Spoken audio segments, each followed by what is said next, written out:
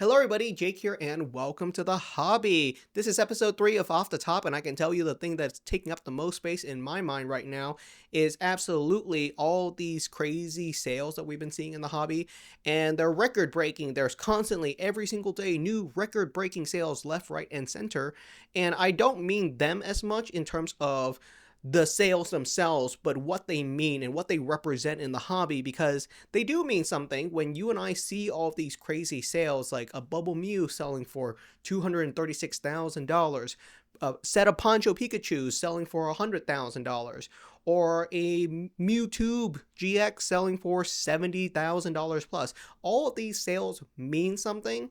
So let's talk about that.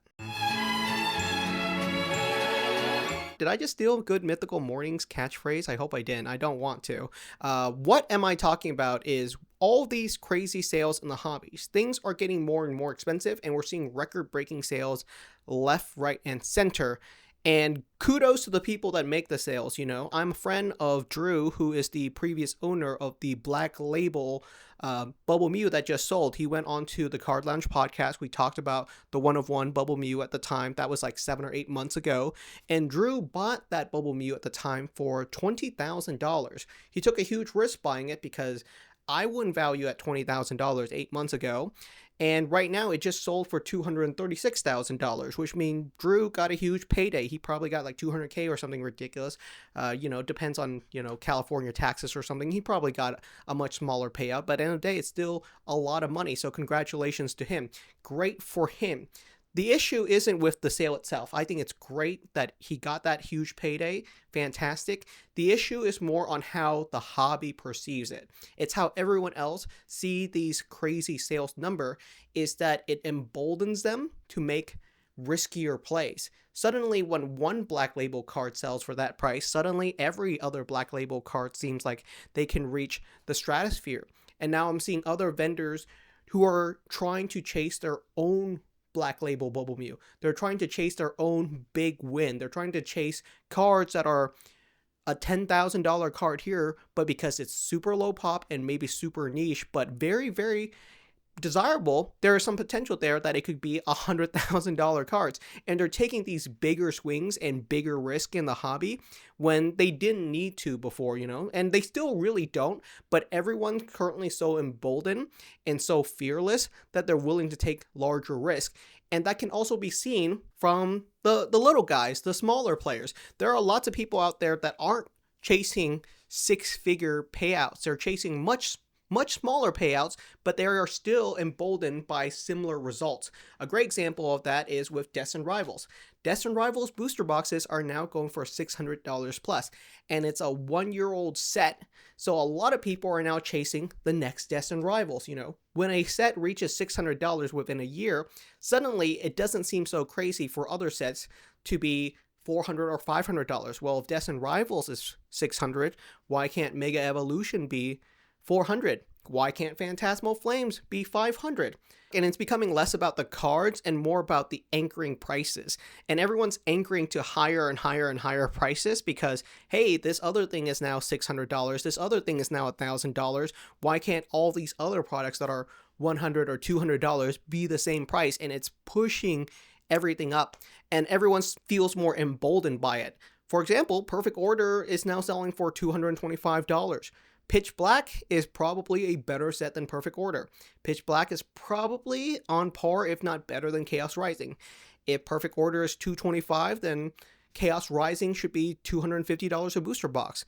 And if Chaos Rising is $250 a booster box, Pitch Black should be a $275 booster box. You guys see where I'm going, where every single one of these previous sales or previous items valuation is raising everything else, because the Black Label Bubble Mew did actually raise the prices of other Bubble Mews. Now PSA 10 Bubble Mews are climbing from $3,000 to $3,500 to $3,600, because if you buy 100 of them and you look at some of them might be worth opening a Black Label, and then suddenly you might be looking at a $200K payday.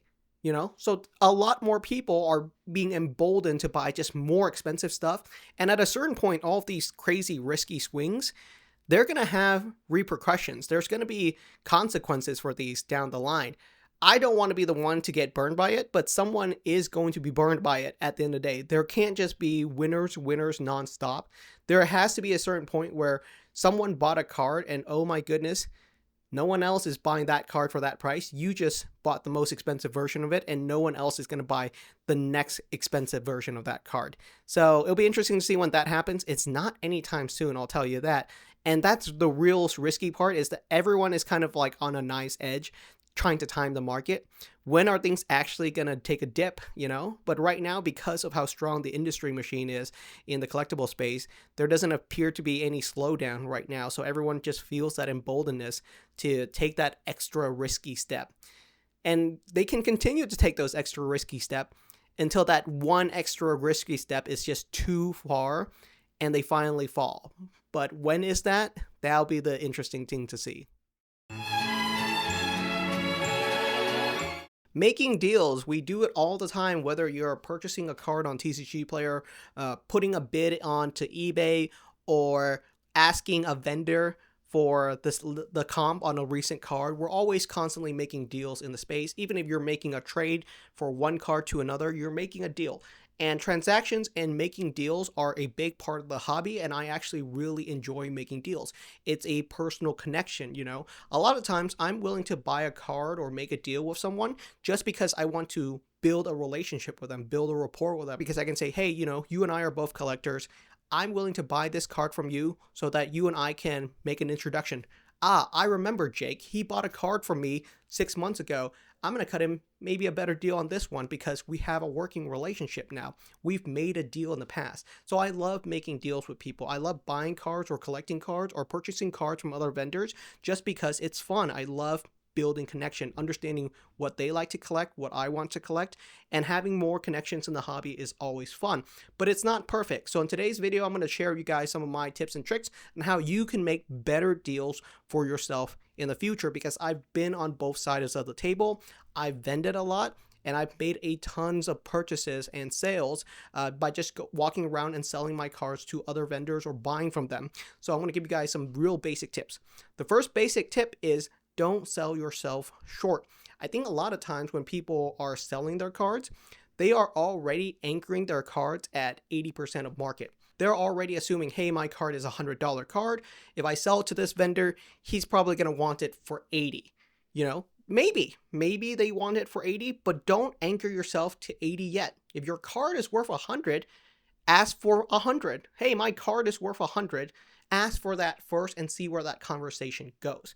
Maybe they'll say, hey, you know, your card is maybe worth 100, but I can't really take 100 because I won't have any money left on the table. What if I do 85? And then you could say, well, can you do 90? It's a conversation. And at a certain point, don't sell yourself short. You know what your cards are worth. A lot of times I'm seeing people go to our tables or go to other vendors and they're already anchoring themselves at like 75% of market. And that's how you end up leaving money on the table. Don't sell yourself short. You know what your collectibles are worth. Go for the full price first.